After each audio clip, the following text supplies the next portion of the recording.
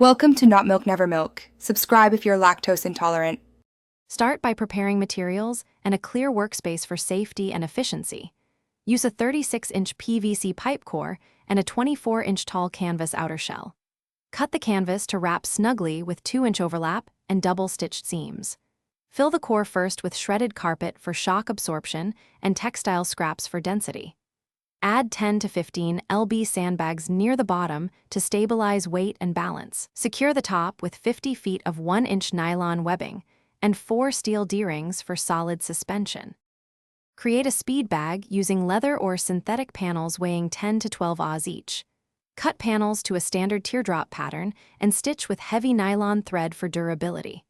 Install a 12-inch spring swivel and a 5-inch plywood platform to ensure rebound and rotation.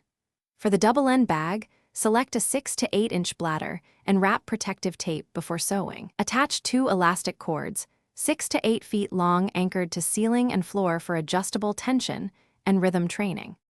Always mount heavy bags to a structural ceiling beam or a 2x4 wall bracket with 3 1/2-inch lag bolts. Verify the beam supports at least 300 lb and use a stud finder before drilling. Inspect webbing, D-rings, stitching, and seams before every session and replace any damaged parts immediately. Rotate the filling weekly to prevent settling and local hard spots inside the bag. Maintain hardware by applying marine-grade grease to swivels and washing covers with mild soap to extend usable life. Thanks for watching. If this was helpful, leave a like and consider subscribing. See you next time.